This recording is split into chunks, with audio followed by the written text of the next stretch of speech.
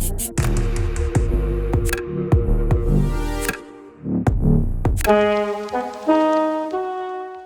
I'm Amanda Brown, and I have been a maker for most of my life.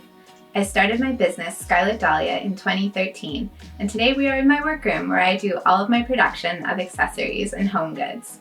The focus at Scarlett Dahlia is on sustainability and making my products in a way that is as near to zero waste as possible. I make things like wallets, bags, woven cloths, and scarves. My entire core line of items are all zero waste, and I try to get my custom items to between 95 and 100% waste-free. I strongly believe in repurposing and reusing materials to give them a new life as a new object.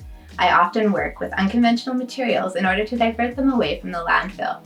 Things like old trade show banner vinyl is great for adding support to fabric instead of having to buy new stabilizers. A main feature of my work is that each item is unique, often with multiple colors and patterns in each piece.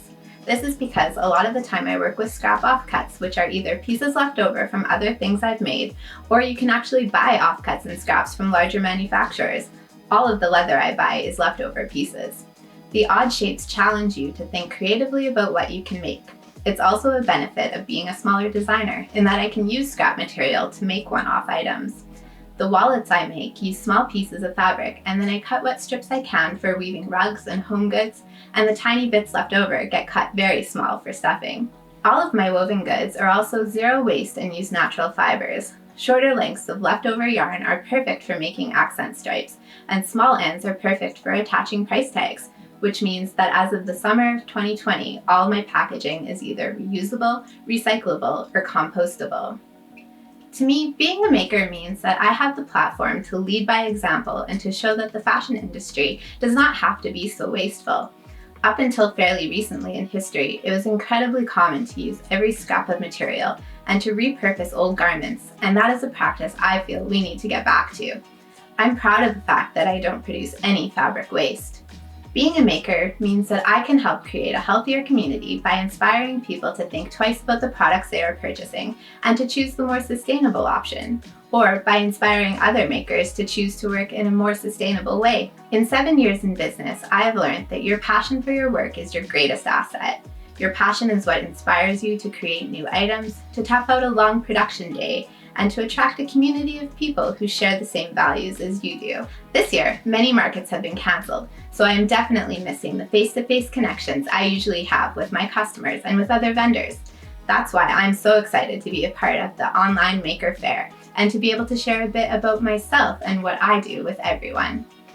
For those of you watching who want to get started as sustainable designers, the first thing to do is think about the types of items you want to make and what materials you want to use. Think of the environmental impact of your material, from its past, how it was made and by who, and its future. What will be done when the product's useful lifespan is left out?